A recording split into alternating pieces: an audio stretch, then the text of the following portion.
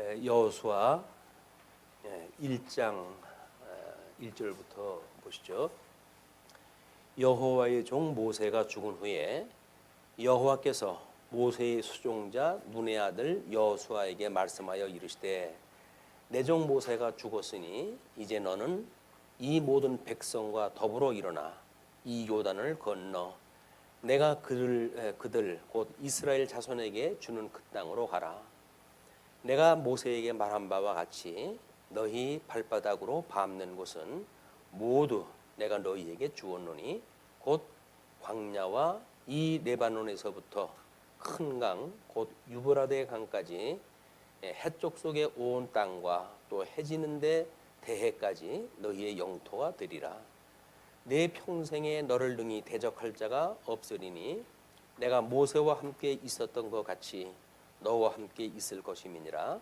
내가 너를 떠나지 아니하며 버리지 아니하리니 강하고 담대하라. 너는 그가 그들의 조상에게 맹세하여 그들에게 주리라 한 땅을 이 백성에게 차지하게 하리라. 오직 강하고 극히 담대하여 나의 종 모세가 내게 명령한 그 율법을 다 지켜 행하고 우노나 좌로나 치우치지 말라. 그리하면 어디로 가든지 형통하리니 이 율법책을 내 입에서 떠나지 말게 하며 주야로 그것을 묵상하여 그 안에 기록된 대로 다 지켜 행하라. 그리하면 내 길이 평탄하게 될 것이며 내가 형통하리라. 내가 내게 명령한 것이 아니냐? 강하고 담대하라. 두려워하지 말며 놀라지 말라. 내가 어디로 가든지 내 하나님 여호와가 너와 함께 하느니라 하시니라. 1절부터 9절까지 제가 읽었는데 여호와에게 하신 하나님의 명령과 격려라고 이렇게 문단 제목을 잡아놨어요. 일단 여호수아는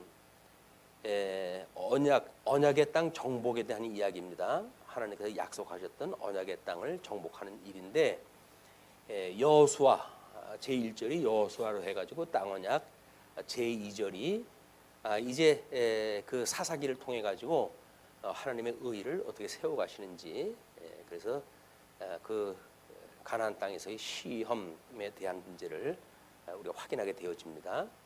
거기에 제일 먼저 여호수아 1장서부터 5장까지가 언약의 땅 정복 준비에 대한 이야기예요.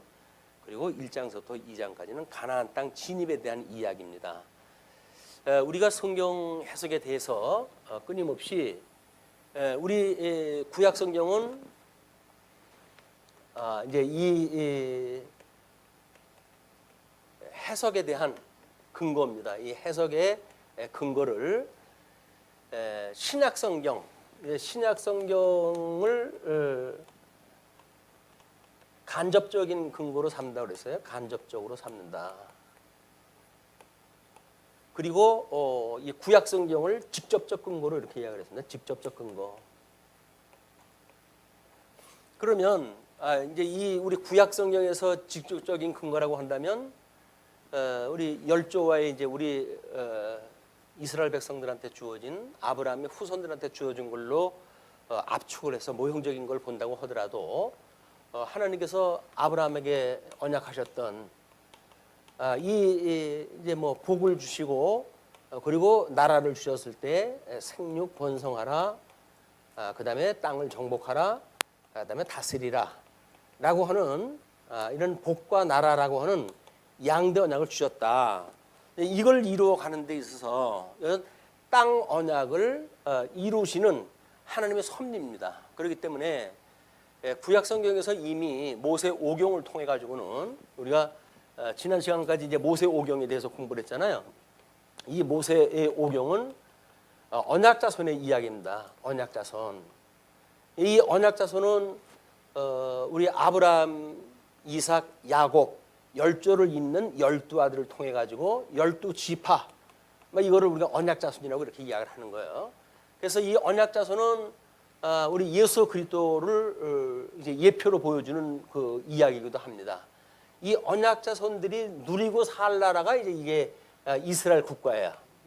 이스라엘이라고 하는 국가. 이걸 우리가 선민국가라고 이렇게 이제 이름을 붙였어요. 택한 백성을 받은 백성들의 국가다. 그러니까 언약 자손들이 이 선민국가를 살아가는 데 있어서 우리 사사기 여호수아로부터 사사기까지는 통시적인 입장으로 이제 봐야 됩니다. 길 방향으로 봐야. 왜냐하면 지금 여기 1장에서 이야기한 대로 요단강을 건너가 가지고 동에서 서로 또 남에서 북으로 하는 전 지역을 차지하라는 이야기거든요. 그 이야기가. 그리고 땅을 차지한 이스라엘 백성들이 어떻게 나라를 세울 것인가가 이제 창건서부터 시작되어지는 거예요.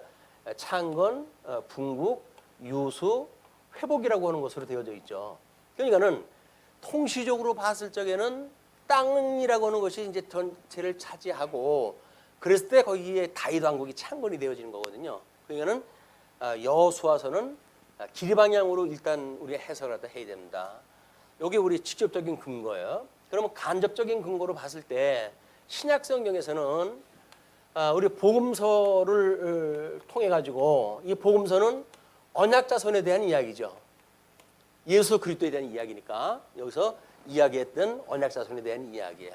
그래서 예수 그리스도의 지상 사역이라고 우리 이야기도 하고 그러는데 그리고 이 복음서가 이루어지게 되면 예수님은 승천하시고 성령을 보내주셔 가지고 이제 성령이 오시게 되면 너희들이 권능을 얻고 예루살렘과 온 유대와 사마리아와 땅 끝까지 이르러 증인이 될 것이라고 이야기를 했기 때문에 이것도 통시적으로 사도행전은 서신서를 이해했을 때 통시적 관점으로 이제 우리가 확인했다 하는 겁니다.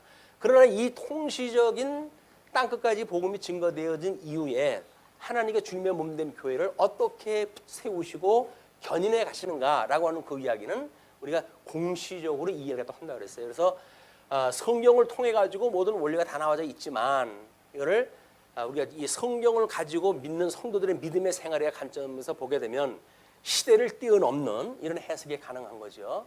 그래서 우리가 때로는 초대 교회사를 또는 뭐 중세 교회사 또는 근현대의 어떤 그 교회사 이런 모든 교회사라고 하는 그 이야기는 성경이 언약되어진 대로 이루어진다고 하는 걸 끊임없이 확인하다 하는 일들이에요. 살아가는 삶 속에서 역사 속에서 삶 속에서 성경이 이래서 진리로구나. 그럼 성경을 믿고 살아가는 우리들 성도들은 어떻게 살아가는가라고 하는 그거를 믿음으로 보는 관점이 성경을 이해한 우리의 삶의 문제란 말이에요. 이건 믿음의 영역이에요. 믿음의 영역.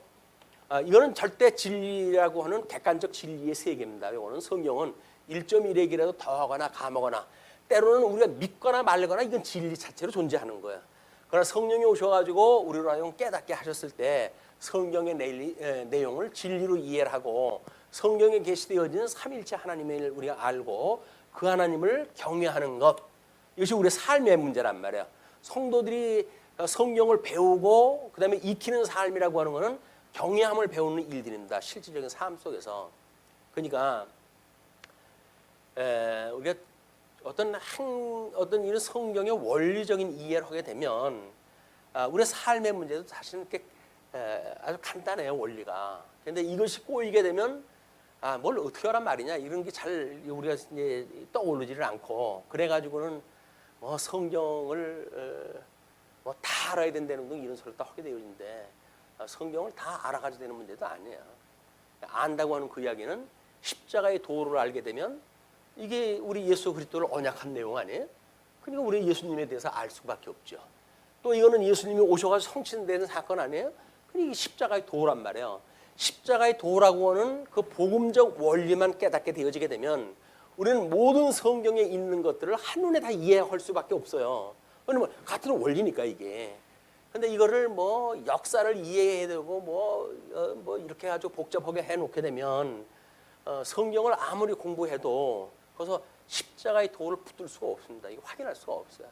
그래놓고는 뭐 하나님이 다 하신다는 이런 절대 주권이라든가 뭐 이런 것들만 계시가 되어져 가지고 하나님의 절대자라고 하는 그 이야기는 세상을 만드신 분인데 뭐 절대자겠죠. 근데 그게 나하고 뭔 상관이 있다고요? 절대자가 나하고 뭔 상관이 있습니까? 여기 우리가 이 경외함을 배우는 성도들의 삶에 있어서 하나님의 절대자라고 하는 것이 나한테 뭔 상관이 있어요? 그러니까는 우리는 뭐 모든 걸 우리를 개인적인 이익을 위해 가지고 성경을 풀 수밖에 없는 거야. 하나님이 다 하시는데 뭐 이게 나한테 뭔 책임이야? 하나님이 허기하셨지 내가 뭐 책임질 일이야? 라고 해가지고 우리 직무를 유기하고 성도들의 삶을 사는 것도 다 그런 겁니다. 우리가 성경 신학을 이렇게 전체를 이걸 3대 언약이라고 하는 관점으로 이해했다 해가지고 마치 하나님의 절대적인 사역이 내가 직접적인 거기에 개입이 되어져 있는 것처럼 생각이 들어가지고 이 경외하는 삶이 아니라 내 위주의 삶을 산 거예요. 모든 면죄부를 갖다 성경에서 끌어다 대고 그래서 나한테는 책임질 일이 아무것도 없었어요. 물론 책임질 일이라고 하는 건 뭡니까? 이게 믿어져 가지고 믿었느냐 아니면 왜곡되어진 걸 믿느냐에 따라서 나중에 심판에 우리가 들어가는 거 아니겠어요? 우리는 성경을 통해 가지고 이게 우리 주 예수 그리스도가 우리의 모든 것들을 용서해 주시는 이게 그분이라고 하는 또 모든 잃었던 것을 회복하시는 분이라고 하는 그걸 통했을 때 한량없는 은혜를 깨닫게 되어지는 거예요. 근데 나 같은 인생을 하나님께서 내가 무엇이간데 우리 주 예수 그리스도를 믿게 하셔서 하나님의 은혜를 누리고 살게 하시는가. 이 은혜가 우리들의 모든 원동력입니다. 원동력. 성도들의 이 경외하는 삶은 이 은혜로부터 나오는 일들이거든요. 근데 은혜가 없이 하나님이 절대자기 때문에 언약대로 이뤄가시는 분이야. 그걸 안다고 해가지고 은혜를 누리게 되어진다고요? 안 그래요. 바로도 이걸 아는데요. 바로도 하나님이 여호와인 걸 압니다. 그걸 알게 하기 위해 가지고 10번씩이나 약속을 변개케 하시잖아요. 그렇게 하는 이유가 뭐라고요? 바로로 하여금 내가 언약대로 이런 여호와인 줄 알게 하기 위해서 그러신대요. 그러니까 사단 마귀도 믿지 않는 사람도 다 그걸 알아요. 하나님의 절대자인지는 다 알아요. 그런데 절대자인데 우리는 양대 언약 가운데 이게 상실되어져 있는 이 어떤 하나님의 양대 언약이 우리 주 예수 그리스도로 인해 가지고 회복되어졌다는 거 아닙니까? 우리는 회복의 참여가 되어졌다는 거예요. 이게 그러니까 언약대로 이루시는 거는 누구든지 다 언약대로 이루셔요. 불택자도 다 언약대로 이루어 가시는 거니까. 그게 우리 아담이 에덴 동산에서 그 그늘 밑으로 숨는 것도 다 하나님께서 하게 하신 거죠. 하나님 보기 민망하니까 숨다 그러는 거 아니겠어요? 허게 하신 거예요. 허게 하셨다고 한다면 그 원리가 만약에 지금 우리들의 삶에 적용되어 있다고 한다면 끊임없이 죄 짓고도 하나님 가리는 어떤 가리막 속으로 들어가가지고 그렇게 살아가게 되어진다. 그게 아니라 우리는 상실했기 때문에 에덴 동산 내쫓겼고 그리고 우리 주 예수 그리스도로만 우리가 회복이 되어진 거예요. 이분만으로 회복이 되어졌기 때문에 이분이 우리를 온전케 해가시는 분이라고 믿어져서 끊임없이 우리가 그분만을 바라고 믿음으로 살아가는 일이다. 그래서 성도는 믿음으로 살아가는 거예요.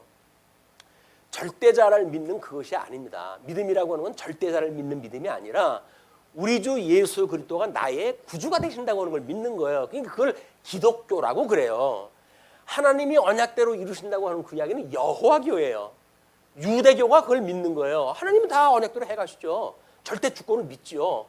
율법을 통해 가지고 자기네들이 의에 도달한다고 그러죠. 그러니까 그 사람들의 믿는 거는 그냥 여호와를 믿는 거예요. 절대자 여호와를 믿는 거예요. 회교권, 그들이 믿고 있는 알라, 대단한 그 주권을 갖다 그 사람들이 인정을 합니다. 그 사람은 실질적인 삶 속에서 뭐라고 그러는지 아십니까? 인샤알라. 하나님의 뜻이면 그 이야기예요. 하나님의 뜻이면 자기들은 전쟁도 불사하고 사람 죽이는 것도 불사하겠다는 이야기거든요. 하나님의 절대 주권을 믿기 때문에 그래요. 그런데 기독교는 너무나 놀랍게도 은혜의 종교입니다. 하나님의 절대자라고 하는 그걸 믿는 백이 아니라 우리 주 예수 그리스도가 우리를 대속해 주셨다는 거예요. 죽었던 우리를 살리셨다는 거예요. 그 예수님이 지금도 살아계셔서 우리를 돌보시고 계실 뿐만 아니라 우리 안에 내재하시면서 우리를 온전케 해가시는 우리의 머리가 되신다는 거예요. 우리가 끊임없이 이분의 이름으로 기도하고 이분의 이름으로 예배하고 이분으로 한 몸으로 되어진 걸로 인해 가지고 우리가 참례가 되어지는 거예요. 참례라고 하는 것은 예수 그리스도가 한 몸이 되었다는 거 아니에요. 이는 기독교라고 하는 그 이야기는 하나님의 절대 주권이 강조되어지는 것이 아니라 우리는 이 은혜, 우리 회복에 이르게 하시는 하나님의 은혜가 제일 조건이다. 절대 주권 이런 거는 믿지 않는 사람도 절대 주권에 해당되어지는 거니까. 그러면 택한 백성들한테만 해당되어지는 건 뭘까? 우리 5대 시가서에서 이야기하는 것도 마찬가지 아닙니까? 다 하나님의 그 뭐 욥기, 우리는 이제 그걸 신정적 전능성이라고 그랬어요. 하나님 하시는 모든 일이 옳으신 분이에요. 맞습니다. 전능하신 분이에요. 그리고 시편 신실하신 분이에요. 근데 그거는 신실하시기 때문에 왜 신실하시는가? 이것이 하나님의 의를 이루어가시기 위해서 신실한 분이라는 거거든요. 그렇기 때문에 성도라고 한다면 그 의를 이루는데 하나님이 신실하시다. 그렇기 때문에 우리의 해당이 되어지는 거예요. 우리가 취의적이라고 이야기합니다. 하나님이 의를 이루시기 위해서 신실하신 언약을 이루어 가신다. 우리가 공부를 갖다 했어요. 물론 이제 잠언 같은 것도 우리 하나님의 절대 주권성이라고 이야기를 하잖아요. 절대 주권성인데 그것이 택한 백성이든 불택한 백성이든 유기적인 관계가 없다고 한다면 나하고 뭔 상관이 있어요. 불택자들 다 주권자로 믿고 살아가는데 우리가 주권자로 믿는다는 이야기는 끊임없이 우리는 회복을 갖다 해주시는 은혜 가운데 주권을 가지고 계신 분이라고 하는 이것이 우리들의 힘이 되어진단 말이에요. 그 다음에 잠언, 전도서 하나님의 영원성을 이야기를 하잖아요. 영원한 세상 모르는 사람이 누가 있어요. 믿지 않은 사람들도 영원한 하나님 다 믿고 있는데 영원한 걸 믿는데 우리들에겐 뭐라고 그래요? 하나님께서 지금 계시적인 의미를 가지고 우리들한테 영광의 광채가 되시는 예수 그들을 보내주셔가지고 우리를 행복을 깨닫고 살아가게 하신다는 거예요. 그것이 계시로서의 의미가 있기 때문에 우리들한테는 하나님의 그런 주권적인 섭리가 은혜로 이게 시작이 되어진다. 아가서 우리 자비성이라고 이야기를 했잖아요. 자비성이라고 한다면 아브라함의 모든 자손들이 복을 받아야 될 거 아닙니까? 근데 왜 이삭은 복을 받고 이스마엘은 저주를 받아야 되나요? 왜 에서는 미워하고 야곱은 사랑하시나요? 이런 걸 하나님의 그냥 이것이 사랑이라고 하는 속성만 가지고 설명이 안 돼요. 하나님의 그 사랑이라고 하는 이면에는 공인성이 있기 때문에 그렇습니다. 하나님이 좋아하시는 건 좋아하시고 싫어하시는 건 싫어하시는 거예요. 그렇다고 한다면 우리를 위해서 선택적으로 하나님은 자비하시다 라고 하는 하나님의 자비성을 우리가 깨닫기 때문에 누구를 다 사랑하는 것이 아니라 하나님의 이미 선택되어진 백성들만 사랑하시는구나. 그런데 우리가 거기에 지금 들어가져 있네. 그것이 우리들한테 은혜란 말이에요. 이 은혜를 놓치는 일들은 전부 어떤 객관적, 초월적 이런 신성에 우리가 몰입되어져 있을 때 나타나는 결과들이에요. 우리는 철저하게 내재적으로 예수 그리스도가 친히 사람의 모습을 입고 이 땅에 오신 거 아닙니까? 그분의 은혜를 입은 자들만이 은혜를 이야기한다. 예수 그리스도의 구속이 없다는 이야기는 하나님의 의를 존중하지 않아요. 절대 주권적인 입장에서 그걸 말할 수는 있겠죠. 그러나 거기에 누가 선택적으로 구원을 받는지 어떻게 누가 그런 의를 이루시기 위해서 오래 참으시는지 그런 의미가 없어요. 그렇기 때문에 사람들의 심장이 강팍해요. 하나님의 절대 주권만 이야기를 하니까 하나님의 절대자가 그렇게 한다면 하는 거지 그 이야기예요. 거기서 우리 예수 그리스도가 한 몸이 되어졌다는 이야기는 이 참여되어진 자들에게 필요한 것이 교통이라고 이야기하죠. 교통. 그렇죠? 사기도 우리 사도신경을 외울 때 공교회와 성도의 교제와라고 하는 걸 이야기를 하잖아요. 이건 철저하게 공감을 이야기하는 게 공감. 아니 서로 공감도 안 이루어지는데 너하고 뭔 상관이 있어? 교회를 우리가 백날 다니면 모릅니까? 아무런 공감도 느끼지 못하는데 예수님이 우리의 구주가 됐어. 우리는 이 복음 때문에 여기 사는 거야. 그것 때문에 우리가 모였지. 라고는 공감이 있기 때문에 성도가 모이는 거거든요. 근데 이게 없으면 그럼 지만 잘난 거죠. 지만 잘나가지고 위아래도 없어. 교회 와가지고 아무나 그냥 씹어대고 이렇게 해버리니까 그냥 철저하게 예수 그리스도의 공감성이 없는 사람들에게 나타나는 현상이에요. 그러니까 이거는 말로 100번을 갖다 해도 안 됩니다. 그러고 살고 싶어서 그러고 있어요. 평생을 그렇게 살아온 사람들인데 그러고 살고 싶어 그럽니까? 안 되는 거예요. 오직 복음으로 은혜를 깨달았을 때만 우리는 그 공감성을 갖게 되어지고 그래서 함께 예수 그리스도 안에서 사랑, 진리와 함께 기뻐하는 사랑을 나누면서 살아가게 되어지는 것. 이것이 성도들의 삶이란 말이에요. 이걸 모르게 되면 이 말씀이 정말 궁색한 이때 우리가 이렇게 진리의 말씀을 논리적으로 또는 전체 통전적으로 이렇게 공부할 수 있는 기회가 언제나 됩니까? 그런 주님의 몸된 교회가 귀한지도 모르고 그걸 뭐 우리 귀신이 깨까부르듯이 한다고 그러듯이 교회를 흔들고 하는 그런 거 문제들은 심각한 거예요. 심각한 거. 저는 공감을 느끼는 사람들의 그걸 우리가 보게 되면 아니라고 타일러줘야 돼요. 그러는 거 아니야. 그러는 거 아니야. 그러고 살지 마 인생. 이렇게 우리 이야기를 해줘야 돼. 가정도 마찬가지입니다. 가정도 나하고 상관이 없으면 뭐 쓰거나 말거나 뭔 상관이 있어요. 그러나 만약에 부모님에 대한 은혜를 깨닫고 형제간의 사랑을 가지고 있다고 한다면 자기 가정이 무너진다고 한다면 나서가죠. 그거를 무너뜨리려고 한다면 내버려 두겠어요? 멱살을 잡고라도 하겠지. 이런 것이 우리의 공감에 의해서 이게 만들어지는 일들이다. 주님의 몸된 교회를 사랑한다는 이야기는 그런 맥락에서 그 몸된 이 교회를 사랑한다는 이야기는 머리 대신 그리스도를 사랑한다는 이야기고, 그리스도를 사랑한다는 이야기는 우리가 은혜를 한없는 은혜를 입었다고는 신앙 고백인 거예요. 이것이 우리들의 신앙생활이 돼서 이렇게 우리 통시적으로 지금 사도행전을 통해 가지고 땅 끝까지 이르러 나의 증인이 되리라고 하셨잖아요. 그 증인의 삶이 이런 은혜의 감격이 없으면 그 증인의 삶을 어떻게 삽니까? 이걸 그 증인의 삶을 살 수가 없으니까 사도행전을 하다 보게 되면 떨어지는 사람들이 한둘이 아니에요. 그리고 뭐 재주 부리는 거나 어떻게 하려고 그러다가 돈 주고 성령 살려고 그러다가 망하고, 뭐 땅 팔아가지고 뭐 이름 좀 내려고 그러다가 그거 삥 쳤다가 그냥 멸망당하고, 이런 사람들이 한둘이 아니거든요. 여기서 우리가 주님의 몸된 교회에서 끝까지 우리를 견인하신다고 하는 그런 믿음을 가지고 주님의 몸된 교회 생활을 할 수 있는 이런 성경 해석의 근거는 우리한테 너무나 소중한 거다.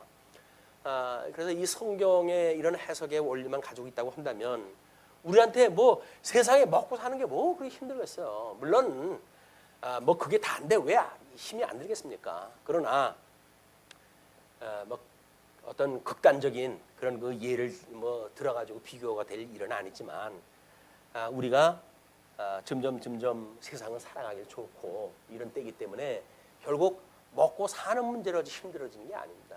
여기서 결국은 진리가 없어가지고 힘들어지는 거고, 요한계시록에서 나오는 우리 이 언약 자손들에 대한 모든 그 아픔은 하나님께서 이 구약 백성들한테 주는 시험이 뭡니까? 그것이 우리 질병이에요. 우리의 이 질병, 그다음에 전쟁, 기근, 이것이 주는 3대 요소예요. 이걸로 해가지고 우리 언약 자손에 대한 그 언약에 대한 이야기죠. 전쟁, 통치에 대한 문제죠. 기근, 땅에서 소출을 못 이룰 때 이제 기근이 일어나니까 자손 땅 통치에 대한 언약이 제대로 성취되어지지 않을 때 나타나는 현상들이거든요. 우리는 이런 걸 읽어내가지고 지금 우리의 삶에 어떠한 지금 이런 그 하나님의 섭리를 보고 깨달을 것인가라고 하는 것이 다각도로 재단도 되어지고 또 군구되어지고 하나님 앞에 기도되어져서 우리가 복이 회복되어지는 복, 안식을 누리는 자로서 이 은혜를 깨달은 자는 평안에 거한다고 그랬잖아요. 평화. 우리 평강이 함께 있을지어다. 은혜와 평강이 함께 있을지어다라고 하는 걸 끊임없이 우리 사도들은 편지에 이걸 써요. 우리 아버지 하나님과 예수 그리스도로 조차 은혜와 평강이 너희와 함께 있을지어다. 너희와 함께 있을지어다. 이것이 우리와 함께 있는 것이 우리들한테는 복이에요. 세상이 우리를 갖다가 공격해 오는데도 불구하고 그리스도 안에 있기 때문에 심령의 평강을 누린다고 한다면 이게 안식 아닙니까? 여기서 세상이 주는 조건 때문에 평강 누린다는 건 전부 가짜예요. 우리는 예수님이 우리들의 피난처가 되시기 때문에 평강을 누릴 수가 있는 거다. 예수 그리스도가 우리의 회복자가 되시고 그 회복하시는데 우리가 참여가 되어져 있기 때문에 그리스도 안에 있는 성도들마다 평강을 누리는 거야. 세상이 감당할 수 없는 믿음을 갖게 되신다. 이게 하나님이 우리를 어떻게 인도하신다. 이런 것이 생명을 내대고 좀 복음을 증거하는 우리 사도행전의 이유였고, 이것이 간접적 근거라 그랬어요. 그럼 직접적인 근거로 해가지고 지금 모세오경에서 언약 자손들에게 이 땅을 이제 약속을 했잖아요. 이제 아브라함에게 약속을 했고 모세를 통해 가지고 율법을 이제 행하라고 약속을 했고, 또 신명기 이제 가깝게는 신명기 마지막 장에 여호수아에게 이제 그 인수인계를 또 해가는 그 장면이 소개가 되지 않습니까? 이런 것들이 근거가 돼가지고 여호수아서의 해석이 이제 시작이 되어지는 겁니다. 자, 그러면 1절서부터 9절까지의 7절까지 아니 9절까지 내용이 여호수아에게 하신 하나님의 명령과 격려라고 그랬어요. 이는 눈의 아들 여호수아에게 하나님께서 말씀을 갖다 하시기를 내 종 모세가 죽었으니 이제 너는 이 모든 백성과 더불어 일어나 이 요단을 건너 내가 그들 곧 이스라엘 자손에게 주는 그 땅으로 가라. 일어나 가는데 이제 여호수아로 하여금 새로운 지도자를 세우신 거예요. 지도자 여호수아. 이 구약의 여호수아는 이제 새로운 지도자 예수 그리스도를 예표하는 거예요. 그래서 가나안 땅을 이 요단강을 건너서 가나안 땅에 들어가는 것, 이거는 죄의 물세례를 거쳐 가지고 지금 우리 예수 그리스도를 믿게 되어지는, 여기에 이르게 되어지는 일이기 때문에, 물론 모세도 예수 그리스도의 예표고 아브라함도 예표였죠. 그리고 여기서 말하고 있는 여호수아도 예수도 이름도 똑같아요. 그래가지고 아들을 낳으니 이름을 예수라 하라. 이는 자기 백성을 이 죄에서 구원할 자이심이라 하심이라. 히브리어로 해가지고 여호수아고 헬라로 해가지고 예수예요. 예수. 우리가 예수라고 그런 그 이야기는 결국 우리를 가나안 땅을 건너가게 해서 하나님 나라를 참여하고 살아가게 하시는 지도자다. 구약 성경에서 이야기하기를, 그걸 실제적인 예수님이 오셔가지고 우리 모든 죄로부터 우리를 구속을 갖다 하시고, 그리고 하나님 나라를 기업으로 누리고 살아가게 하시는 예수 그들, 우리가 이제 여호수아에 대한 이야기할 때마다 이것이 떠오를 거예요. 이것이. 그러니까 그 땅으로 가라. 그 이야기는 하나님께 약속을 갖다 했고, 여전히 약속한 대로 지금 이 언약 자손이 다 이루어진 거 아닙니까? 언약대로 이루어졌으니까 하나님께서 자손 언약이 성취되어진 것처럼 땅 언약도 하나님이 약속된 대로 이루어질 거야. 그러니까 들어가, 그런 그 이야기, 그냥 가라는 이야기예요. 그런데 내가 모세에게 말한 바와 같이 너희 발바닥으로 밟는 곳은 모두 내가 너희에게 주었노니, 이게 이제 발바닥을 밟는 곳을 주었다고 이야기를 하니까, 이런 기가 막힌 하나님의 말씀을 겨우 지네 땅덩어리 얻는 거에다 이걸 해가지고 무슨 뭐 땅받기를 갖다 한다든지 해서 교회당 터를 갖다 준비한다든지, 이런 건 정말 창피한 거예요. 창피한 거. 하나님의 이 놀라운 은혜의 사건을 자기네들 탐욕을 위한 성경 구절로 끌어다 쓴다는 이야기는 하나님의 이름을 망령되이 여기는 일인다. 이게 얼마나 저주받을 일인지를 모르고 사람들이 그렇게 하는 거예요. 뭐 주의 일을 갖다 한다고 그러는데, 주의 일 뭐 꼭 자기한테 시켰나요? 괜히 지가 한다고 나서가지고 그래가지고 괜히 성도들한테 그 아침 새벽서부터 일어나가지고 남의 집 안수하고 돌 만들고, 이런 그 일들은 말씀을 왜곡시키는 일이고 결국은 예수 그리스도를 믿지 않는 사람들의 일이다. 곧 광야와 이 레바논에서부터 큰 강, 곧 유브라데 강까지 해쪽 속의 온 땅과 또 해지는 쪽 대해까지, 지중해까지 너희의 영토가 되리라. 그래서 이제 그 요단강으로부터 서해까지, 그다음에 레바논 그 위에는 그 광야로부터 큰 강 유브라데 강까지 다 하는 약속하신 땅이라는 거죠. 내 평생에 너를 능히 대적할 자가 없으리니 내가 모세와 함께 있었던 것 같이 너와 함께 있을 것임이라. 우리 예수님의 성천에서 성령을 보내주셨죠. 성령을 통해 가지고 우리는 하나님 나라를 이제 누리고 살 것인데, 우리 모세와 함께 있던 것 같이 내가 너희와 함께 할 거야. 너희들은 내가 승천한다고 해가지고 겁먹고 그럴 거 없어. 이제 내가 너희들하고 함께 있는 것보다 내가 오히려 하나님께 가는 게 너희들한테 유익이야. 그렇게 되면 성령이 오셔가지고 내가 이렇게 살아있을 때 너희들이 가르쳤던 모든 말들을 기억나게 해서 너희들이 하나님과 함께 있다고 하는 걸 깨닫고 살아가게 될 것이다. 그런 그 이야기니까 여기 이제 그 이야기를 하는 거예요. 강하고 담대하라. 너는 내가 그들의 조상에게 맹세하여 그들에게 주리라 한 땅을 이 백성에게 차지하게 하리라. 백성들을 차지하는 건 누가 차지하게 한다는 거예요? 여호수아 지도자가 한다는 이야기 아니에요? 그럼 신약 경경에 오게 되면 그걸 차지한다는 건 누가 한다는 이야기예요? 예수님이 하신다는 이야기예요. 그래서 여기서 이분이 우리들의 머리가 되고 주관자가 되고 대주제가 돼서 세상 만사 이 하나님께서 보시지 않은 것이 없어요. 예수님이. 우리가 대주제라고 이야기를 하잖아요. 그래서 사도들이 기도할 때 뭐랍니까? 이거를 하감하옵시고 이걸 내려다 보시고 감찰하시고 우리가 어떤 형편에 처해져 있는지 주님께서 보세요. 우리가 힘들게 되면 주님께서 우리를 구해 주셔야지요. 그런 그 이야기예요. 우리를 멸하려고 지금 원수 대적들이 우리 에워싸고 있는 모습도 주님께서 보십시오. 우리 주님이 이 소선지서를 통해 가지고 끊임없이 택한 백성들을 구원한다고 약속을 했고 그 약속을 할 때 우리 대적자들을 주님께서 멸하신다고 약속을 하지 않았습니까? 그 대적자를 멸한다고 약속한 대로 멸하시고 그리고 이제 스가랴 그다음에 우리 말라기 여기서 이야기했던 것처럼 성전 제사도 또는 국가 성곽 그 완성도 주님께서 약속하신 대로 우리한테 이루어지게 해주세요라는 이야기예요. 그러니까 하나님 나라 회복하게 하신다는 약속을 예수님을 통해 가지고 우리한테 이루어지게 해주세요 그 이야기거든요. 그냥 선지서의 이야기는 요한계시록 이야기하고 똑같아 다. 왜냐하면 세상 종말에 대한 이야기 아니니까 선지자들이 전부 세상 종말이기 때문에 결국은 우리 신약성경에 와서도 요한계시록이라는 것이 저 서신서에서 어떻게 언약자손들이 약속의 땅에 들어가 가지고 제대로 못 살고 있는 그런 그 백성들한테 위로를 갖다 해줄 것인가 그 이야기 아니에요. 너희들 지금 선지서를 가지고 하나님이 계시다고 한다면 이럴 수가 있습니까? 하나님이 우리를 사랑하신다고 한다면 이럴 수가 있습니까? 라고 하는 질문하는 자들에게 하나님이 살아 계시기 때문에 그런 거야. 역설을 하잖아요. 하나님이 살아 계시기 때문에 너희들한테 이렇게 진노를 하신 거야. 하나님이 살아 계시기 때문에 너희들한테 이제 이런 그 회복을 갖다 해주실 거야. 그것이 약속대로 이루시는 분이기 때문에 그걸 이야기를 한단 말이에요. 마찬가지로 계시록 이야기도 전부 그 이야기입니다. 너희들 지금 로마 학종으로부터 지금 힘들지. 그러나 하나님이 살아계시다고는 증표야. 왜? 너희들을 음부의 권세가 무너뜨리지 못하는 권세를 주신다고 그랬지. 너희들한테 그걸 음부의 권세가 너희들 결코 무너지지 않는다고 했지. 그건 무너지지 않는지 무너지는지는 뭘로 보고 알아요? 그놈들이 공격을 해봐야 알죠.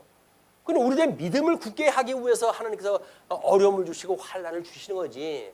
하나님이 우리들한테 뭘 어려움을 겪고 하나님 앞에 개가천선해서 좋은 사람이 되라고 그걸 하시겠어요? 아니에요. 내가 너희들한테 이렇게 하는 거는 너희들하고 함께 있다고 하는 걸 보여주는 거야. 너희들한테 약속했지? 음부의 권세가 너희들을 무너뜨리지 못한다. 그러니까 대적자가 너희들을 에워싸더라도 나를 믿게 되어진다고 한다면 너희는 평강을 누려야지. 날마다 징징거리고 그러는 거 아니야. 그 얘기예요. 너희들이 나를 믿는다고 그러면 징징거리지 말어. 내가 너희들과 함께 있는데 왜 징징거리니? 아이들이 징징거리는 걸 왜 징징거리는 거예요? 부모님의 사랑이 확인 안 되는 거니까 그러는 거거든요. 그러니까 그냥 징징징징 그래요. 맨날 그냥 부족해. 밥을 잔뜩 먹여놔도 그냥 허전해가지고 허허거려가지고 징징거려요. 그러나 사랑이 충만하게 되면 밥을 안 줘도 떼주면 주겠죠. 참잖아요 아이들이. 다 그러겠습니까? 많은 이게 아이들이 부모님을 믿는 믿음하고 똑같아. 우리가 하나님을 믿는다고 한다면 오래 참을 수밖에 없어요. 하나님은 몇천 년을 참아가면서 하시는 일인데 그걸 며칠 참았다고 우리가 그럽니까? 그럴 것도 없어요. 하나님이 해가시니까 우리 식은 소리 같지만 내 대에 안 되면 다음 때에 돼요. 다음 때에 되는 걸 내가 봐야지. 왜 내가 봐야 돼요? 믿음으로 살아가는 사람들이 뭘 꼭 봐야 됩니까? 그냥 믿음으로 살아간다고 하는 거는 봐야 되는 거 아니에요. 그냥 믿기 때문에 그거 사는 거예요. 하나님 나라 간다고 믿으니까 우리가 마음 놓고 하나님 나라 간다고 준비하고 이 땅을 하직을 하지. 나는 그냥 말로는 믿는데 천당 가봐야 알겠어 라고 하는 사람들은 이건 믿음으로 사는 사람들이 아니죠. 어떻게 가보고 그걸 믿어요? 가보고 믿기를. 성경에 우리를 갖다 하나님 나라 백성으로 살게 하신다고 하니까 믿고 우리가 하나님 나라 가는 거지. 천국에 갔다 온 사람들 이야기를 어떻게 간증으로 잘 들은지 몰라요. 내가 하나님 나라 갔다 왔다고, 천국 갔다 왔다고. 전부 가짜입니다. 하나님 나라 갔다 온 사람들 가짜야. 예수님도 아직 안 왔는데 지네들이 거기 갔다 와가지고 미리 기밀을 갖다 누설하고 그런 말이 돼요? 아니에요. 전부 가짜예요. 하나님 나라는 우리 육신의 장막을 벗어버려야만 가는 곳이에요. 그런데 우리는 믿음으로 거기가 천국인지를 아는 거예요. 그러니까 죽음도 불사하고 주님 그것이 그렇게 좋다면요. 그렇다고 한다면 이 고난 받는 데서 뭐 이렇게 오래 살려고 그러겠어요. 일찌감치 저를 불러주시면 좋겠네요. 그리고 만약에 이 땅에 있다고 한다면 주님 말씀 증거하는 증인으로서 세워주신다고 한다면 그 일을 하고, 만약 그 일이 아니라고 한다면 저 일찌가도 좋아요 주님 라고 하는 것이 사도 이 바울의 고백이었던 거예요. 사망에 끼어져 있는 이 죽음과 그 생사의 기로에 있었던 사도 바울이 그런 그 생각을 가지고 살았다. 우리도 마찬가지다. 믿음으로 산다고 하는 사람들은 이미 하나님 나라를 누리고 사는 거 아니에요. 이게 믿음으로 누리고 사는 거 아니에요. 이게 광야 교회에서 누렸던 사람들의 이게. 그러니까는 신명기에서 우리 이제 공부할 때 이 광야 교회에서 가나안 땅 가져가지고 하나님이 약속한 땅을 믿고 사는 사람들은 이미 그래서 심령의 평강을 누리고 살던 사람들이에요. 광야의 그런 모진 환경 속에서도 심령의 평강을 누렸다. 그 사람들이 이 땅을 이제 차지하고 살 겁니다. 자, 그런데 오직 강하고 크게 담대하여 나의 종 모세가 내게 명령한 그 율법을 다 지켜 행하고 우로나 좌로나 치우치지 말라. 그리하면 어디로 가든지 형통하리니 이 율법책을 내 입에서 떠나지 말게 하며 주야로 그것을 묵상하며 그 안에 기록된 대로 다 지켜 행하라. 그 안에 기록된 대로 다 지켜 행하라고 하는 것이 십자가의 도란 말이에요. 이게 십자가의 도라는 이야기는 여기서 하라 하지 마라 이렇게 명령이 되어져 있잖아요. 하라 하지 마라. 그 이야기는 하나님이 보시기에 선한 것은 하라고 했고 하나님이 보시기에 악한 것은 하지 말라고 했어요. 이것이 계명이란 말이에요. 계명. 이 계명은 너희들은 이렇게 율법을 통해 가지고는 하지 말라고 하는 거 하지 않고 살아갈 수가 없지. 우리들의 여기서 그렇게 할 수 없다고 하는 자기 한계를 느끼라는 이야기거든요. 로마서에서 뭐라 합니까? 내가 너희들에게 율법을 준 거는 너희들이 얼마나 죄인인 거를 깨닫게 하기 위해서 이걸 준 거야. 이걸 행해가지고 하나님의 의로 삼으려고 한다면 안 된다. 너희들은 내가 주어진 율법을 볼 때마다 악한 거를 하지 말라고 했을 때 그것이 되어졌다고 한다면 하나님 앞에 아이고 하나님 하지 말라고 하는 걸 내가 그렇게 할 수밖에 없었던 나약한 존재입니다. 그러니 주님께서 우리 죄에서 구원하신다고 했던 그 은혜의 언약이 아니면 이걸로 해가지고는 도저히 가망이 없네요 주님 라는 걸 고백을 또 하라는 이야기인데 바리새인들은 뭐라 그래요? 이걸 지켜가지고 의가 되어진다는 거 아니에요. 그걸 율법주의라고 이렇게 이야기를 했단 말이에요. 여기서 지켜 행하라 그런 그 이야기는 지켜 행해야죠. 하지 마라 그러면 하지 말아야죠. 근데 하지 말라고 그러는데 하지 않을 수가 없는 거예요. 그게 우리 한계란 말이야. 너 죄인 맞지? 하나님 그걸 묻는 거예요. 너 죄인 맞지? 너 아담의 후예지? 아담으로 말미암아 내가 죄의 종로로 타고 있는 거지? 그러니까 예수님이 아니면 너희들은 소망이 없어 라고 하는 걸 끊임없이 가르쳐주는 일이에요. 그러니까 율법도 복음이에요 결국. 그런데 그걸 지키려고 엄한 짓을 하니까 이 율법이 복음이 아니라 완전히 올무가 돼가지고 망할 길을 가게 되어지는 일이다. 이 율법이 얼마나 서는 겁니까? 하나님의 기준을 이야기하는 건데 의를 기준으로 하는 건데 근데 이게 의를 하나님의 의가 되는 기준을 볼 때마다 우리는 이 불의하네요. 우리가 이 상실했기 때문에 우리는 모두가 불의하네요. 주님 이걸 고백하라는 이야기예요. 죄인이라고 하는 걸 고백하라는 이야기예요. 이것만 고백을 하게 되면 그래.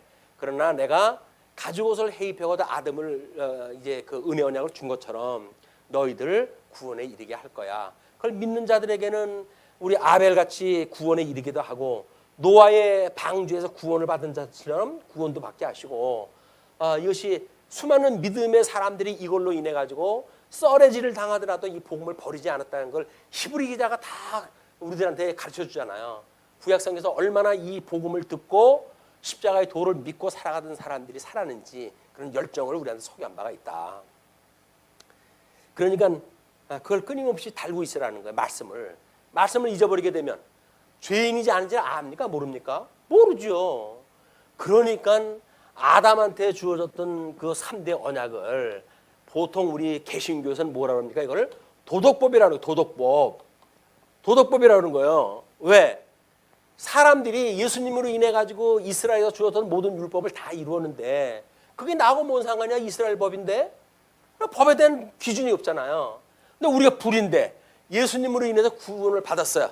이 불의한 우리들을 고백을 하고 죄로 구원을 받았어요. 그럼 살아가면서 하나님이 좋아하시는 뜻이 뭔가요? 그걸 분별하는 것이 영적 예배인데 뭘 기준으로 할까요? 무슨 하나님이 좋아하시고 싫어하시는 것이 있을 거 아니겠습니까? 그것이 양대 언약으로 주었던 모든 일들이다. 그래서 자손에 대한 언약은 하나님께 좋아하시는 게 뭔지, 땅 언약에 대해진 것은 좋아하시는 것이 뭔지, 통치 언약에 대해서는 좋아하시는 것이 뭔지 이런 내용으로 되어져 있기 때문에 이게 전부 우리 사회 영역에 대한 것, 이것이 경제 영역에 대한 것, 이것이 정치 영역에 대해진 것, 그러니까 모든 문화권에 있는 것들이 다 하나님의 법으로서의 기준이 있는 거예요. 하나님이 좋아하시는 건 이거는 좋아하시고 이건 싫어하시는구나. 끊임없이 우리의 삶을 통해서 이걸 확인하는 일이에요. 그래서 우리 예수 그리스도로 말미암아 불의했던 우리가 칭의함을 입었는데 그럼에도 불구하고 여전히 하나님의 보편적인 그런 어떤 그 의의를 몰라가지고 하나님 앞에 은혜의 감격이 떨어질 수밖에 없는 거예요. 모든 죄로부터 구원을 받았대요. 무슨 죄로부터 구원받았어요? 라고 물어보면 뭐라 할까요? 그냥 모든 죄래요. 모든 죄. 근데 모든 죄라고 하는 거는 구체성이 떨어져요. 그것을 신학자들은 싸구려 복음이라고 이야기를 하는 거예요. 싸구려 복음. 예수님으로 말미암아 구원을 받았다고 하는 그 이야기는 모든 죄로부터 용서함을 받았다고 그러는데 모든 죄가 뭔지를 몰라요. 그러니까 이 부부싸움 할 때 남자들이 당하는 일들이에요. 이게 그냥 시끄럽고 빨리 시간만 지나갔으면 좋겠으니까 대충 호흡 지나갔으면 좋겠는데 그러니까 아내 쪽에서 꼬박꼬박 묻잖아요. 뭘 잘못했는데 다 잘못했어, 다 잘못했어 라고 하면 그걸 조목조목 대라는 거야. 뭐 잘못했는지 대라. 남자는 뭐 잘못했는지 몰라요. 지금 잘못한 게 있어야지. 자기가 그냥 모면하려고 그냥 다 잘못했다고 하는 거지. 정말 잘못한 사람이라고 하면 그렇게 나오질 않죠. 남자도 자기가 잘못한 걸 알게 되면 그렇게 나오질 않아요.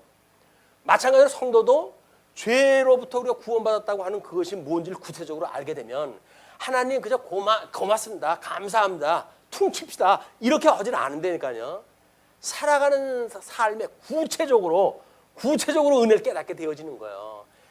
내가 이렇게밖에 안 되는 인생인데 주님께서 나를 구원하셨군요.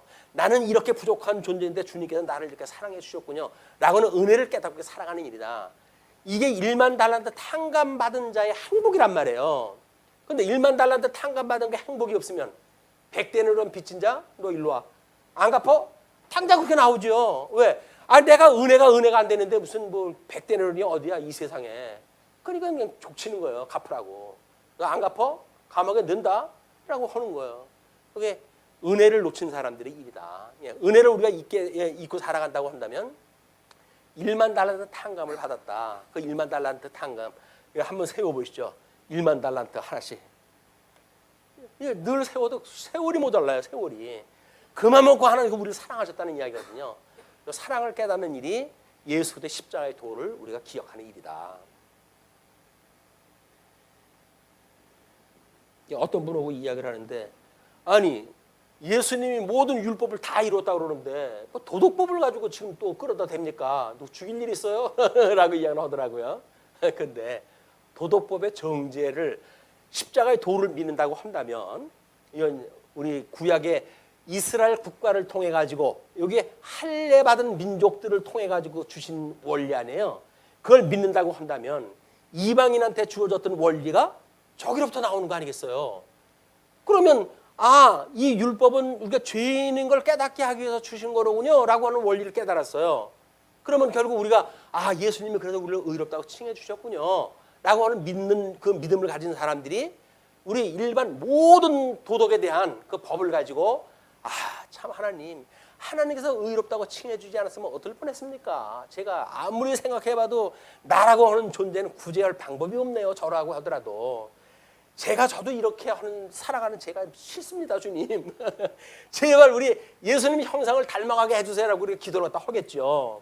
그런데 만족하게 되면 뭐 이대로 의롭다고 칭해줬는데 이제 됐어요, 주님. 나머지 인생 제가 살아갈게요. 뭐 주님 그렇게 저 인생에 개입하려고 그러지 마십시오. 제 인생 제가 뭐 한두 살 먹은 애입니까?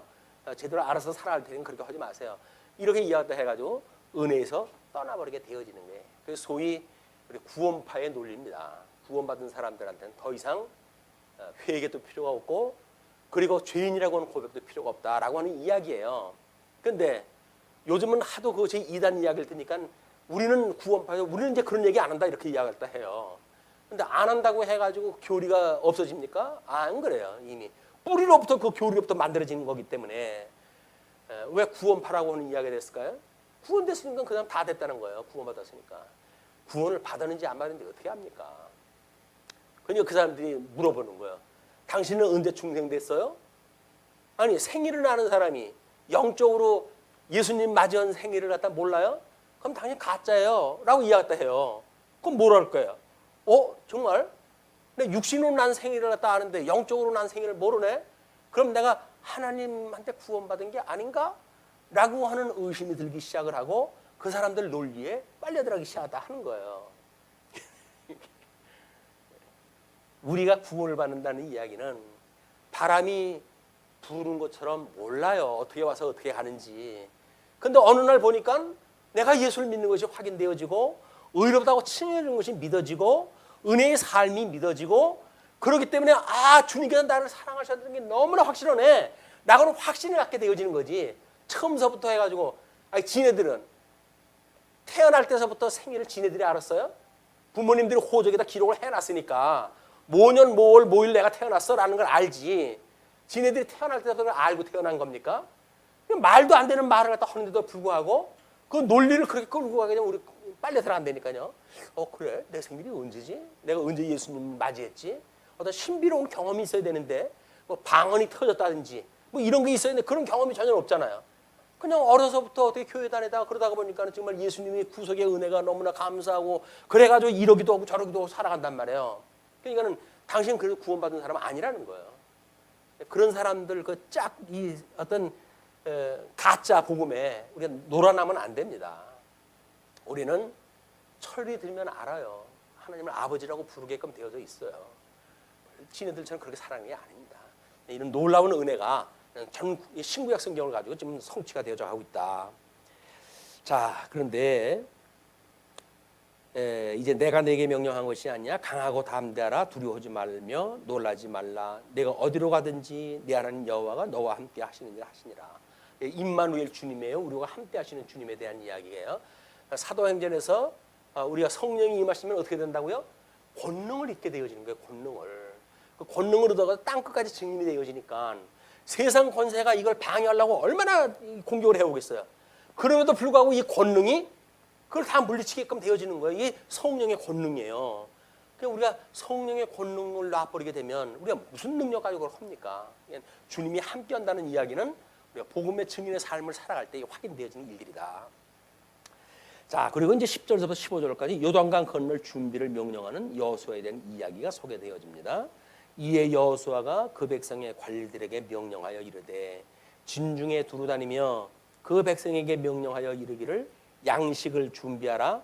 사흘 안에 너희가 이 요단을 건너 너희의 하나님 여호와께서 너희에게 주사 차지하게 하시는 땅을 차지하기 위하여 들어갈 것임이니라 하라. 이때까지는 만나를 먹고 살던 사람들입니다. 그 만나가 요단강 건너가자 떨어지잖아요. 중지가 되잖아요. 그 땅에 소출을 먹을 때 양식이 만나가 끝났다고 그렇게 성경이 이야기를 하고 있으니까 그걸 갖다 했을 때 요단강을 건너가고 이제 그런 그 일들이 불철주의가 되어지니까 조심해라, 그걸 준비해라 그런 그 이야기죠. 여호수아가 또 루벤 지파와 갓 지파와 므낫세 반 지파에게 말하여 이르되 여호와의 종 모세가 너희에게 명령하여 이르기를 너희의 하나님 여호와께서 너희에게 안식을 주시며 이 땅을 너희에게 주시리라 하였나니 너희는 그 말을 기억하라. 그러니까 요단 동편 땅을 이제 그들이 차지했잖아요. 근데 서편 땅에 안 들어간다고 할까봐 모세한테 이제 그 꾸중을 들었는데 아니다. 우리 여기에 가족들은 살게 하고 우리들은 형제들을 앞서 나가 전쟁할 거다 이렇게 이야기를 해가지고 모세가 받아들였단 말이에요. 그냥 그걸 기약을 했다 해라. 너희의 처자와 가축은 모세가 너희에게 준 요단 이쪽 땅에 머무려니와 너희 모든 용사들은 무장하고 너희의 형제보다 앞서 건너가서 그들을 돕되 여호와께서 너희를 안식하게 하신 것 같이 너희의 형제도 안식하며 그들도 너희의 하나님 여호와께서 주시는 그 땅을 차지하기까지 하라. 그리고 너희는 너희 소유지 곧 여호와의 종 모세가 너희에게 준 요단 이쪽 해돋는 곳으로 돌아와서 그것을 차지할지니라. 그래서 이제 땅을 차지하게 되면 너희들은 돌아와 가지고 그 땅을 차지해라 이런 이야기입니다. 그들이 여호수아에게 대답하여 이르되 당신이 우리에게 명령하신 것은 우리가 다 행할 것이요 당신이 우리를 보내시는 곳에는 우리가 가리이다. 우리는 범사에 모세에게 순종한 것 같이 당신에게 순종하려니와 오직 당신의 하나님 여호와께서 모세와 함께 계시던 것 같이 당신과 함께 계시기를 원하나이다. 그래서 이제 우리 이 땅에 들어오게 되면 또 예수님이 승천하고 성령이 오시게 되면 내가 너희들과 함께 있었던 것 같이 성령이 오시게 되면 너희들과 영원히 함께 하실 거야. 영원히 함께 하시는 거예요. 주님은 그 영원히 함께 하시지 않기 때문에 우리를 설사 육신의 소욕에 놓인다든지 성령의 소욕에 놓인다든지 하는 우리 중생인으로 살아가는 우리라고 할지라도 성령의 소욕에 이끌림을 받게 되어지게 되면 성령으로 인도함을 받는 걸 우리가 믿게 되잖아요. 그럼 육체의 소욕을 받는다고 했을 때 어떻게 되어질까요? 우리 하나님의 은혜가 우리들한테 지금 나타나지 않는 걸 깨닫는 거 아니야. 죄를 죄로 깨닫게 되어지는 거 아니야. 저는 이렇게 부족한 종이군요, 주님. 이걸 깨닫는다는 이야기는 뭐예요? 성령의 역사예요. 그러니까는 우리가 절대악에 있으니까 절대악을 뭐라 그래요? 우리 이 악에서 구원하여 주옵소서 이야기를 하잖아요. 그 이야기는 뭐예요? 절대악에 지금 놓여져 있다고 하더라도 이것을 구원받을 자인지를 아는 거니까 성령의 능력으로 성령의 주시는 지혜로 그런 고백을 하게 되어진다. 성령이 우리한테 놔버린다고 하는 그런 그 이야기는 은혜를 열매를 맺지 않겠다는 이야기지 택함 받은 백성을 버린다는 이야기는 아니잖아요. 그런데 이걸 믿지 않는 자는 하나님께서 우리를 버릴 수도 있네 라고 생각하는 사람들은 외소로만 받은 사람들이란 말이에요. 겉으로 부름을 받았기 때문에 속사람을 우리가 키워가신다고 하는 그 의미를 몰라요. 고난을 당하게 되면 나를 버리셨나? 이런 생각이 든단 말이에요. 그럼 우리는 이런 고난을 당할 때 내가 이런 죄인인 걸 깨닫게 하시는구나 라고 하는 걸 통해 가지고 성령의 역사가 아니면 내가 죄인인 걸 알 수가 없어. 죄인인 걸 안다는 이야기는 성령께서 죄인인 걸 깨닫게 하신다는 거 아니에요. 그러면 그걸 깨닫게 하시는 진리 인식의 주가인 성령이 주도하다 하니까 절대 선 속에 우리가 있는 거다. 영적으로 구원받은 사람들이 그걸 알 수가 있는 거지. 영적으로 구원받지 않은 사람들은 이렇게 하면 망해. 이렇게 하면은 갈 수가 있어. 라고는 인간의 의를 주장하는 자들인 거예요. 이것이 우리가 간과해서는 또 안 될 그런 키워드입니다. 이게 하나님 앞에 우리가 어떻게 우리가 모든 영적 예배를 드리고 살아갈 수 있는가라고 하는 그런 그 이야기는 우리는 육체의 소욕을 가지고 있기 때문에 이쪽 열매를 보이면서 살아갈 때가 있어요. 그러나 말씀을 들을 때마다 또는 하나님 앞에 기도할 때마다 책망받을 일로 생각이 들고 하나님 앞에 이거 책망으로 와 닿는단 말이에요. 그래서 하나님의 말씀만 그런 것이 아니라 교훈과 책망과 바르게 함과 의로 교육하게 합당하신 하나님의 말씀이 기억이 나서 내가 이게 하나님의 은혜를 깨달은 자로서 뭔가 오해를 하고 있구나. 하나님, 제가 이런 그 죄인이에요. 저를 용서하시고 이런 시험에 빠지게 하지 마시고 이런 시험, 지금 이 시험에 당하는 거 아니겠어요? 이거에 빠져버리게 말고 이 악으로부터 구원을 갖다 해주세요라고는 끊임없는 소원을 가지고 살아가는 사람들이다. 이게 성령이 오셔서 권능을 입은 성도들의 삶입니다. 우리는 잘못할 수가 있어요. 죄를 질 수도 있어요. 그러나 그것이 그래서 어떠라고 하나님으로 말미암아 내가 의로워졌는데 그래 어쩌라고 이런 배째라식이 아니라 하나님이라고 하는 하나님께서 주셨다고 은혜를 생각을 해가지고 책망으로 와 닿아야 돼. 일단 그것이 예수 그리스도의 십자가의 도란 말이에요. 십자가 도가 뭐예요? 죽으심과 부활 아니에요. 이게 죽으심과 부활에 대한 이야기니까 죽으심이라고 하는 그 이야기는 내가 예수님과 함께 죽었는데 아직도 육신의 소욕이 남아가지고 이렇게 죽지 못하는 일들이 나오네요, 주님. 그래서 내가 주님 앞에 죽었다고 하는 그 고백이 사실입니다. 이거를 주님 앞에 고백을 하니 이 죄를 용서하시고 그리고 우리를 부활에 참여하는 하나님의 백성으로 삼아주세요 라고 하는 것이 주기도 가르쳐 주신 거예요. 우리가 우리에게 죄진 자를 사하여 준 것처럼 우리 죄를 사하여 주세요. 우리 죄를 사하여 주세요. 끊임없이 죄 사함에 대한 이야기예요. 사도신경에서 뭐라고 그럽니까? 교회와 교제와 그다음에 이 사죄에 대한 이야기예요. 죄사함에 대한 이야기. 그걸 믿는다는 이야기예요. 끊임없이 믿는다는 이야기는 뭐예요? 여기에 노출이 되어져야 내가 이거로부터 구원받았지라고 하는 걸 믿게 되어지니까 신앙 고백으로 우리 죄사함을 믿게 되어지는 고백이 나온다. 이거를 어떤 기능적으로 해석이 되어져 가지고 단회적으로 모든 게 끝났다라고 하는 것이 아니에요. 주님 앞에 갈 때까지 끊임없이 우리 육신의 장막이 이제 벗어버릴 때까지 끊임없이 이거를 반복적 교육을 해가면서 살아가게 되어질 겁니다. 자, 그렇기 때문에 누구든지 당신의 명령을 거역하며 당신의 말씀을 순종하지 아니하는 자는 죽임을 당하리니 오직 강하고 담대하소서. 성령이 오셔가지고 우리들도 여전히 그 말씀을 순종하게 하시고, 그리고 우리 성령에 의해 가지고 성령을 거부하게 되면 우리는 구원을 받을 기회가 없다 그러잖아요. 나의 말을 믿지 않으면 너희들이 구원을 받을 수 있으나 내가 보낸 자 성령을 믿지 않으면 너희들은 구원의 길이가 없어. 그런 그 이야기가 바로 이런 원리 이야기를 하는 겁니다. 그러니까 삼위일체 하나님에 대한 거를 강가하는 것도 구원의 이치를 설명하는데 매우 부족해요. 그걸 무슨 뭐 성부 하나님과 성자 하나님만 이해하지는 안 돼요. 성령 하나님이 친히 저 우리하고 함께하는 거 아니에요. 인격적으로 교류를 나누면서 함께하시는 분인데 그분에 대한 감각이 없이, 성령의 교통함이 없이 무슨 구원을 이야기하고 성경을 이야기를 합니까? 진리를 이야기한다는 이야기는 성령과 지금 교통을 하고 있는 거예요. 그래서 축도를 갖다 할 때 끊임없이 그렇게 이야기를 하는 겁니다. 우리 아버지 하나님의 사랑과 예수 그리스도의 은혜와 그리고 성령 하나님의 이 감동하심이 함께하기를 빈다. 함께하는 성령 하나님. 삼위일체 하나님이 흩어져 있는 한 주 동안도 늘 충만하게 우리가 함께 하시기를 빌면서 말씀 줄이죠. 기도하시겠습니다.